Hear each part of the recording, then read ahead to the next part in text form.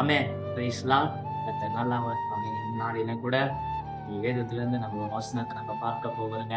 ஆமென். Praise Lord. இன்றைக்கு கூட பார்த்தீங்கன்னா, ஆண்டவர் நம்ம கிட்ட ஒரு காரியத்தை எதிர்பார்க்கிறாங்க. ஆமென். என்ன பிரதர் எதிர்பார்க்கிறாருன்னு சொல்லிட்டு கேட்கிறீங்களா?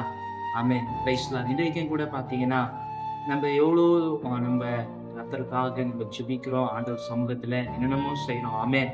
Price Lord. இன்னைக்கு ஆனா நம்முடைய பிரச்சனை மாறவே மாட்டேங்குது. ஏன் தெரியுமா? ஆமென். Praise Lord. ஒரு விடுதலை நமக்கு கிடைக்கவே மாட்டேங்குது. அது என்ன காரியம்னு சொல்லிட்டு நீங்க பார்த்தீங்கன்னா, கர்த்தர் நம்மகிட்ட ஒரு காரியத்தை எதிர்பார்க்கிறாருங்க.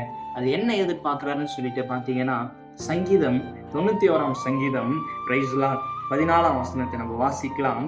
அவன் என்னிடத்தில் வாஞ்சையா இருக்கிறபடியால் அவனை விடுவிப்பேன்.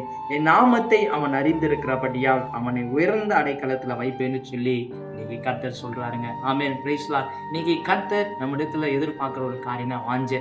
நம்முடைய வாழ்க்கையில பாத்தீங்கன்னா சில நேரத்துல நம்ம பண்ற ஒரு விஷயம் என்னன்னா, ஏதோ கடமைக்காக நம்ம ஜெபிக்கிறது. ஆமென்.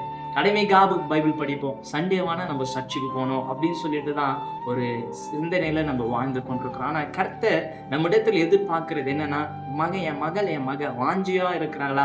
என்னிடத்துல வாஞ்சியா இருக்கிறாங்களா? உன் வாழ்க்கையில இன்றைக்கு கூட அன்பு சகோதரி எத்தனை நாள் நீ கர்த்தருக்காக ஒரு வாஞ்சை இல்லாம நீ செயல்பட்டு கொண்டிருக்கலாம். இன்றைக்கு கர்த்தர் உங்களிடத்துல பேசிக் கொண்டிருக்கிறார். நீ எனக்காக வாஞ்சியாக செயல்படு மகனே மகளே என்று சொல்லிதாங்க நீ கர்த்தர் பேசிக் கொண்டிருக்கிறார். அப்படி நம்ம வாஞ்சியாக கர்த்தருக்காக செயல்படும் போது நிச்சயமாக இப்பேற்பட்ட பிரச்சனையிலிருந்து கர்த்தர் நம்மை விடுவிக்க வல்லவரா இருக்கிறார். அது மாத்திரம் இல்லாம பைபிள் வாசித்தது போல அவன் இடத்துல வாஞ்சிருக்க அவனை விடுவிப்பேன், என் நாமத்தை அவன் அறிந்திருக்கிறபடியால் அவனை உயர்ந்த அடைக்கலத்துல வைப்பேன்னு சொல்லி ஏசப்பா சொல்லி இருக்கிறாங்க. உங்களை உயர்ந்த இடத்துல வைக்கணும் அப்படின்னா நம்ம வாஞ்சியா கர்த்தருக்காக செயல்படணும். இத்தனை நாள் நீங்க ஒரு வாஞ்சை இல்லாம நீங்க வாழ்ந்து கொண்டிருக்கலாம். இன்னைக்கு கர்த்தர் உங்களிடத்துல பேசுறாரு, வாஞ்சியாக செயல்படுங்க.